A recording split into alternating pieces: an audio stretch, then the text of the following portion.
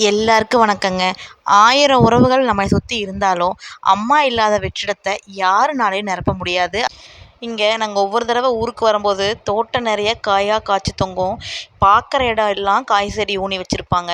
ஏதாவது ஒரு 2 காய் காய்க்காம இருந்ததே இல்ல. இப்போ தோட்டத்த பார்த்தாவே விரிச்சோன்னு இருக்குதுங்க. இதுவே ஆடி மாதம் எங்கள் அம்மா பார்த்தீங்கன்னா, இருக்கிற எல்லா செடியும் எல்லா பக்கம் ஊனி வச்சுருப்பாங்க. தட்டைப்பயிறு, பாசிப்பயிறு, உளுந்து எல்லாம் விதைச்சிருப்பாங்க. அம்மா பற்றி நினைக்கிறப்பவே மனசு ரொம்ப பாரமாகுதுங்க. ஊருக்கு கிளம்புற அன்னைக்கு பார்த்தீங்கன்னா, சரி கொஞ்சம் கடலைக்காய், கொஞ்சம் சுண்டைக்காய் எல்லாம் இருந்துச்சு. இருக்கிறத பொரிச்சுக்கலாம் அப்படின்னு சொல்லிட்டு, அத பொரிக்கிறதுக்கு தான் வந்தேன். இந்த கடலை பார்த்தீங்கன்னா, அம்மா இருக்கிறப்போ போட்டது. அது புடுங்குனது போக மிச்சம் 1, 2 இருந்தது. மறுபடியும் முளைச்சி இப்போ கடலக்காய் வந்திருக்குதுங்க.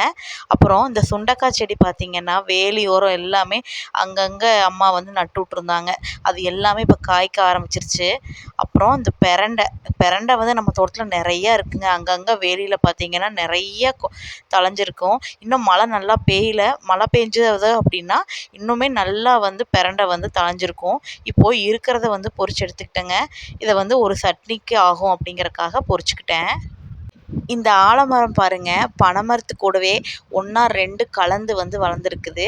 இந்த பனைமரத்தில் காக்கா போட்ட ஆல விதையினால இந்த ஆலமரம் முளைச்சி அந்த வேர் கீழ் வரைக்கும் வேர் பிடிச்சிருக்குது.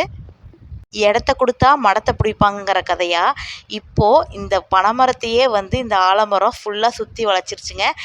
ஆனால் நம்ம மாநில மரம் அப்புறம் தேசிய மரம் 2யும் ஒரே இடத்துல ஒன்றா பார்க்குறதுக்கு கொஞ்சம் சந்தோஷமாக தாங்க இருந்துச்சு. அப்புறம் முருங்கைக்காய் பார்த்திங்கன்னா நிறைய காய்ச்சிருந்தது. முருங்கைக்காய் காற்றுக்கு அந்த வாதெல்லாம் உடஞ்சி போச்சுங்க.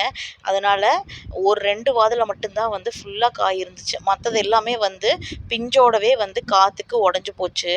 வீட்டுக்கு பக்கத்துலேயே பார்த்திங்கன்னா பெரிய முருங்கை மரமாக இருந்தது. அந்த முருங்கை மரம் அம்மா இருக்கும்போதே ஒருத்தர் சொன்னாங்க, வீட்டுக்கிட்ட முருங்கை மரம் இருக்கக்கூடாது வீட்டுக்கு முன்னாடி அப்படின்னு சொல்லங்காட்டி அந்த முருங்கை மரத்தை வெட்டிட்டாங்க. ஆனால் எனக்கு அது என்ன ரீசன்னு தெரியல. உங்களுக்கு யாருக்காவது தெரிஞ்சால் கமெண்ட்டில் சொல்லுங்கள். வீட்டுக்கு முன்னாடி முருங்கை மரம் வைக்கக்கூடாதா, அது எதனால அப்படி சொல்கிறாங்க அப்படிங்கிறதையும் கமெண்ட்ஸில் சொல்லுங்கள். ஜாதி முல்லை, ராமவனம் முல்லை இந்த 3மே ஒரே பந்தலில் வச்சுருந்தாங்க. அம்மாவுக்கு இது 3மே ரொம்ப பிடிக்குங்க. ரொம்ப ஆசைப்பட்டு இந்த செடியை அம்மா வச்சுருந்தாங்க.